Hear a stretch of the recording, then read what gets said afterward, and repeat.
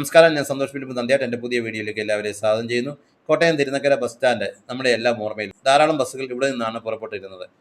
ബഹുനില കെട്ടിടങ്ങളാൽ ചുറ്റപ്പെട്ടിരിക്കുന്ന ഈ bus stand കാലപ്പഴക്കം മൂലം അതിൻ്റെ കെട്ടിടങ്ങളെല്ലാം പൊളിച്ച് ഇപ്പോൾ ഒരു മൈതാനമാക്കിയിരിക്കുകയാണ്. കോട്ടയം തിരുനക്കര മഹാദേവ ക്ഷേത്രത്തിൻ്റെ ഉത്സവത്തോടനുബന്ധിച്ചുള്ള കാർണിവൽ ഇപ്പോൾ ഈ മൈതാനത്താണ് നടക്കുന്നത്. അത് നമുക്കൊന്ന് കാണാം.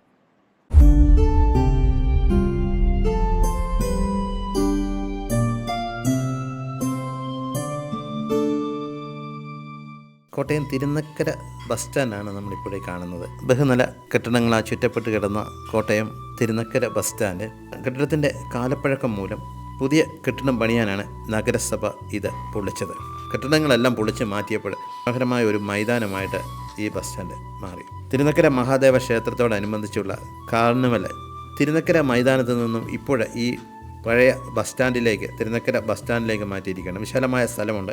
സ്ഥല സൗകര്യങ്ങൾ കൂടുതലുള്ളത് കൊണ്ട് ഇവിടെ തൊട്ടിലാട്ടവും ഇങ്ങനെ ഓരോരോ ചിന്തിക്കടകൾ ഇങ്ങനെയുള്ള കടകൾ എല്ലാം ഇവിടെ പണിതുകൊണ്ടിരിക്കുകയാണ്. തിരുനക്കര ബസ് സ്റ്റാൻഡ് നമ്മുടെ ഓർമ്മയിലുള്ളതും ഇപ്പോൾ തിരുനക്കര ആ ഓർമ്മയിൽ നിന്നും മാറി തിരുനക്കര ബസ് സ്റ്റാൻഡിൻ്റെ ഇപ്പോഴത്തെ സ്ഥിതി ഒന്ന് ആളുകൾക്ക് ഇതെന്നും വന്നു പൊയ്ക്കൊണ്ടിരുന്നിടത്ത് തിരുനക്കര ബസ് കയറാനും ഒക്കെ നമ്മളൊക്കെ സ്ഥിരം ഈ Thirunakkara bus സ്റ്റാൻഡിലാണ് വന്നുകൊണ്ടിരുന്നത്.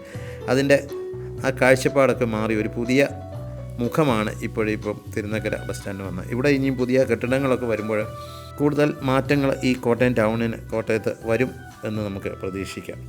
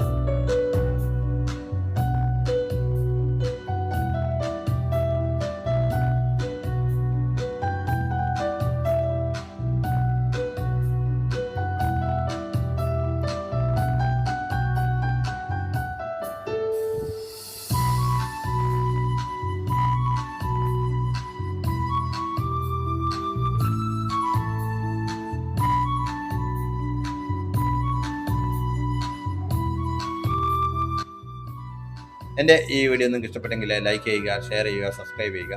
Bell button enable ചെയ്താൽ എൻ്റെ അടുത്ത വീഡിയോയുടെ നോട്ടിഫിക്കേഷൻ നിങ്ങൾക്ക് ലഭിക്കുന്നതായിരിക്കും. നന്ദി, നമസ്കാരം.